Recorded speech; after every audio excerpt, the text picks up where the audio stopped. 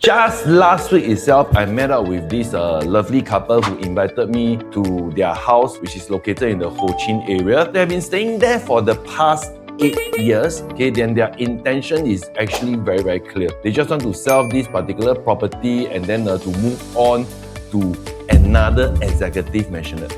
Honestly, this is the kind of conversation I hear so many times. A growing family lah, needed more space lah, want to stay close to the same neighborhood. Everything sounded perfectly normal. But 1 hour later, they were no longer thinking of buying an executive maisonette anymore. So what changed wasn't the property.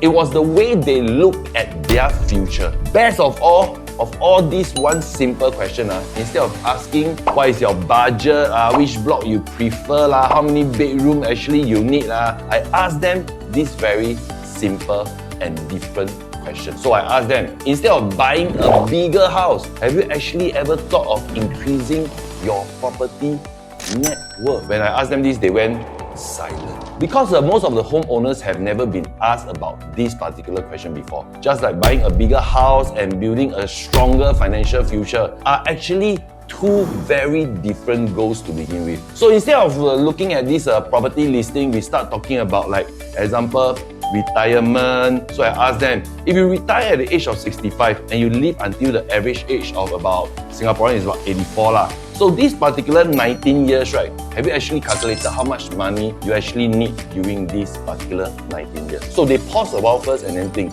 So they know they wanted a bigger home, but they have never calculated whether today's decision will make tomorrow easier or harder. So together, we start looking at the numbers, their CPF, their cash, their loan eligibility, their monthly commitment. And most important part over here is the lifestyle that they wanted is to continue enjoying it. Because I have one simple philosophy for all my customers out there, is that I always share with this. I don't believe in buying the biggest property you qualify for. I believe in buying the biggest future you can comfortably afford it. If today your family enjoy going overseas 3 times a year, I don't want you to actually use this buying a property and then reduce from 3 overseas become 2 overseas a year. Okay, that's actually not an upgrade. It actually affects your children's education, your retirement, or even your peace of mind. Then we make the wrong property decision if this is the case. For me, every move should really improve the life of all families. It's not just about the address. After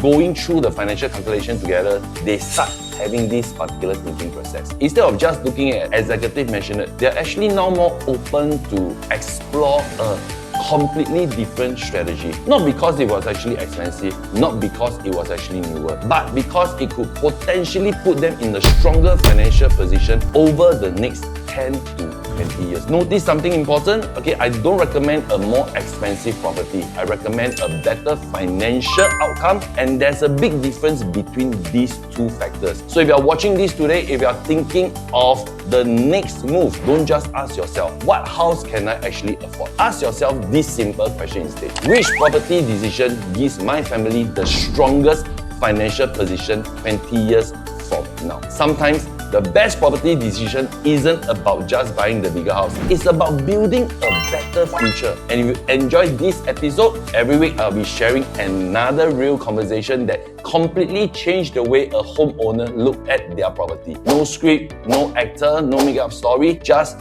very real conversation between me and the client. That really changes their life. So my name is Eric Yeo, and I will see you at the next episode.